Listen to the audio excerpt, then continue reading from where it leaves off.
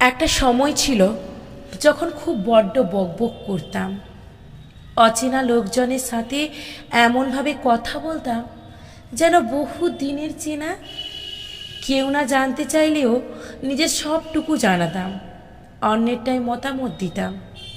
ভাবতাম এতটা যত্নে সুন্দর সম্পর্কে বাঁধা পড়েছি বোধহয়, কিন্তু আমি ভুল ছিলাম। দেখলাম অতিরিক্ত আবেগের জন্য লোকজন ভালো কম, ভুল ভাবছি বেশি। কারণে অকারণে ঝামেলা বাড়ছে, আর তাতে দূরত্ব তৈরি হচ্ছে। আজকাল সবটা অন্যরকমভাবে সামলাচ্ছি, কমিয়ে দিয়েছি কথা বলা। প্রয়োজনের অতিরিক্ত কথা না বলতে পেরে প্রথম প্রথম দম বন্ধ লাগতো, কিন্তু আজ দেখছি অভ্যেস হয়ে গেছে। এখন বেশি কথা বলতে বিরক্ত লাগে। চেনা কারোর সাথে দেখা হলে এড়িয়ে চলতে ইচ্ছে করে, এটা ভেবে যে আবার হেসে কথা বলতে হবে। একটু বেশি কথা হলেই বোধহয় আবার পুরনো আমিটা ফিরে আসতে পারে। তাতে অতিরিক্ত দুটো কথা আবার কার কাছে কি মানে হয়। তার থেকে এই ভালো পরিমিত কথা, পরিমিত হাসি। ভাবতে পারিনি এরও একটা নামকরণ হবে, অহংকার।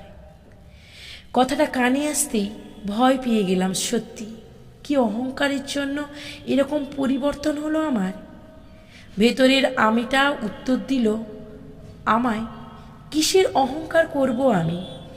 কি আছে আমার? যে এক টুকরো দুটুকরো বিষয় আছে, ওটা কাল না থাকলে কি আবার বক বক করা শুরু করব? কখনো না।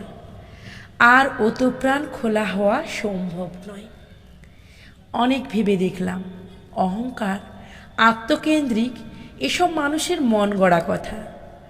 যখন খুব মিশুকে ছিলাম তখন নাম দিয়েছিল বাচাল, আর যখন নিজেকে সামলে নিয়ে থমকে গেলাম তখন অহংকারী।